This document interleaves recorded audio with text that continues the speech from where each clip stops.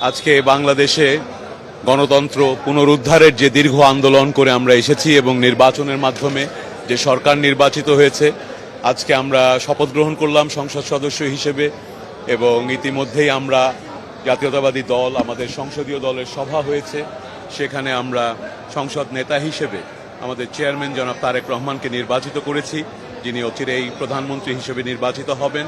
এবং আজকে বিকেলে আপনারা জানেন যে নতুন সরকারের মন্ত্রিসভার শপথ গ্রহণ অনুষ্ঠান আছে।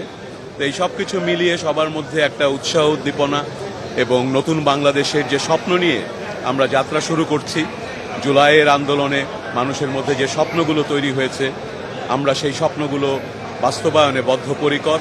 এবং জনাব তারেক রহমানও আমাদেরকে উদাত্ত আহ্বান জানিয়েছেন সততা এবং নিষ্ঠার সাথে আগামী সরকার বাংলাদেশের মানুষের স্বপ্নকে আকাঙ্ক্ষাকে ধারণ করেই এগিয়ে যাওয়ার জন্য সচেষ্ট থাকবে। কিছুক্ষণ আগেই ক্যাবিনেট সেক্রেটারি ওনার থেকে ফোন এসেছিল, তো আমাকে জানানো হয়েছে মন্ত্রিসভায় শপথ গ্রহণের সময় উপস্থিত থাকার জন্য, এবং এখানে বলা হয়েছে যে স্বাস্থ্য ও পরিবার পরিকল্পনা এবং ডাক্তার ও টেলিযোগাযোগ এবং এগুলোর সঙ্গে আমাকে প্রতিমন্ত্রী মর্যাদায় সেখানে শপথ নেওয়ার জন্য বলা হয়েছে।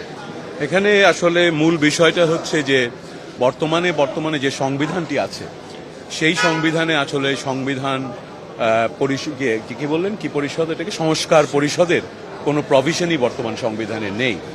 আমরা জুলাই গণ অভ্যুত্থানের চেতনার সঙ্গে একমত এবং সে কারণেই আমরা জুলাই সনদে স্বাক্ষর করেছি এবং আমাদের দল থেকে পরিষ্কার বলা হয়েছে যে জুলাই সনদে যেটা আমরা স্বাক্ষর করেছি সেই অনুযায়ী আমরা সমস্ত কিছু বাস্তবায়ন করার চেষ্টা করব। কিন্তু আমরা চাই না জুলাই সনদ কোনো একটা অসাংবিধানিক প্রক্রিয়ার ভেতরে পড়ে প্রশ্নবিদ্ধ হোক।